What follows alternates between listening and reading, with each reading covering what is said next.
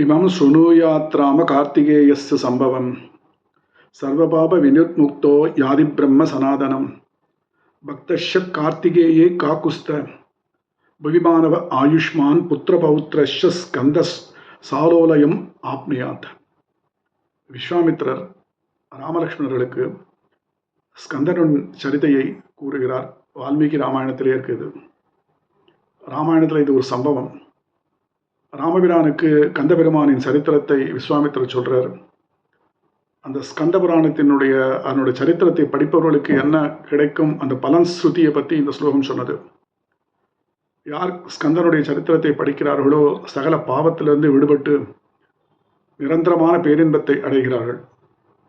காக்குஸ்தா ராமா, உலகத்தில் கார்த்திகேயன் கிட்ட பக்தியுடைய மனிதன் எவனோ அவன் புத்திரன் பௌத்திரன் பேரன்மார்கள் அவர்களோட நீண்ட ஆயுளோட இருந்து கடைசியில் நிறைவில் ஸ்கந்தனுடைய லோகத்தில் இருக்கும் பேரின்பத்தை அடைகிறார்கள் அப்படின்னு விஸ்வாமித்திரரானவர் ராமலக்ஷ்மணர்களுக்கு சொல்கிறார்கள். அந்த ஸ்கந்த சரித்திரத்தை நாம் பார்ப்போம். தேவர்களுக்கு சேனாதிபதி ஒருத்தர் வேணும் அப்படின்றது அவளுடைய ஆசை. இதுக்காக அக்னி, வருணன், தேவர்கள் பிதாமகனான பிரம்மாவை வேண்டுகிறார்கள். பிதாமகனான பிரம்மன் அவர்களை கைலாசத்தில் இருக்கும் மகாதேவனை சென்று வேண்டும்படி கேட்டுக்கொள்கிறார்கள். கைலாசத்தில் மகாதேவன் சிவனானவன் யோகநித்திரையில் இருக்கார். அவர் யோகநித்திரையிலேருந்து உலக விஷயங்களிலிருந்து விடுபட்டு எதிலேயும் ஒரு பற்றில்லாமல் எப்பயுமே யோகனிஷ்டையில் இருக்கக்கூடியவன் சிவன். உமையானவள் சிவபெருமான் கிட்ட திரும்ப திரும்ப வேண்டா, கண்ணை திறந்து இந்த உலகத்தோட கொஞ்சம் ஈடுபடுத்தி கொள்ளுங்கள் அப்படின்னு. உமையனுடைய வேண்டுகோள் இணங்கி சிவன் கண்ணை திறக்கும் போது அவன் சங்கரன் ஆகிறார். கண்ணை மூடின நிஷ்டையில் இருக்கும்போது சிவன், கண்ணை திறக்கும்போது சங்கரன். தேவர்கள்லாம் கேட்கும்போது மகாதேவன் எங்களுக்கு ஒரு சேனாதிபதி வேண்டும் தேவர்களுக்கு அப்படின்னு கேட்கும்போது மகாதேவன் உமையும் இசைகிறார்கள். ஆனால் மகாதேவனுடைய சக்தியை தாங்கக்கூடிய சக்தி யாருக்கு இருக்குது அப்படின்னு பார்க்குறான். உமை இல்லை. உமை இல்லாத பட்சத்தில் யார் அப்படின்னு பார்க்கும்போது கங்கையானவள் இதை தாங்குவாள் அப்படின்னு எல்லாரும் சொல்லும்போது சரி, இந்த அப்போ அங்கே கங்கை ஆகாயத்தில் தான் இருந்தது. அதுக்கப்புறம் தான் பூமிக்கு பகீரதன் கொண்டு வந்தான். தேவர்களுடைய சேனாதிபதியாக ஒரு சேனாதிபதி இருக்கும்போது சத்ருக்களை நாசம் செய்யும் வீரனை பிறக்க செய்வதற்கு மகாதேவனுடைய சக்தி வேணும். மூத்தவளான சைலசுதா அந்த மகனை கொண்டு வருவாள். உமாதேவிக்கு அது உகந்ததாகவே இருக்கும். இதை கேட்ட உடனே தேவர்கள் போய் மகாதேவனை வேண்ட அவர் சக்தியை கொடுக்க அந்த சக்தியை தாங்குவதற்காக கங்கையை வேண்டுகிறார்கள். தேவகாரியம் நீதான் பண்ணணும் அப்படின்னு. இந்த மகாசக்தியை சைலபுத்திரியான கங்கையின் வேண்டுகோளுப்படி தேவர்களின் சொல்படி கங்கை அடையும் போது அக்னி தேவன் அந்த கர்ப்பத்தை நீ தரிப்பாய் அப்படின்னு சொல்லும்போது தரிக்கும் போது என்னாகும், அந்த மகாதேவனுடைய சிவனுடைய சக்தியானது துண்டு துண்டா செதறது. அந்த துண்டு துண்டான சக்தியை மறுபடியும் ஒன்று சேர்க்கும் போது அது ஸ்கந்தன். அப்படி பிறக்கிற குமாரன் தான் ஸ்கந்தன். ஸ்கந்தன் அப்படின்னா சக்தி சிதறதை ஸ்கந்தன். அதை அணைத்தவாறு இருந்த கங்கையை அக்னிதேவன் அபிஷேகம் பண்றான். அந்த அபிஷேக நீர் பிரவாகம் பெருக கங்கையின் கிளை நதிகளாக போறது.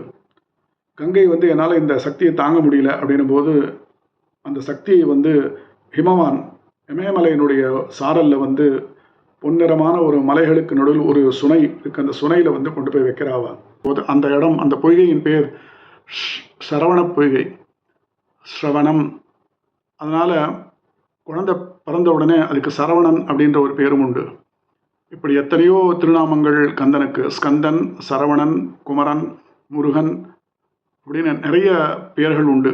கங்கையினுடைய கிளை நதிகள் பிரவாகத்தோடு போகிறது, தங்க நிறமாகவும் வெள்ளி நிறமாகவும். அப்போ பூமிக்கு அது விஷயமாக பூமியும் தாங்குறா அந்த சக்தியை. பூமியும் சேர்ந்து தாங்குவதனால் அந்த பூமிக்கு எல்லா தங்கம், வெள்ளி, ஈயம், இரும்பு போன்ற தாதுக்கள் கிடைக்கிறது. ஆனால் ரொம்ப தீக்ஷணமாக இருக்கிறதுனால இந்த தாதுகள் பலவிதமாக வளர்ந்தது பூமியில்.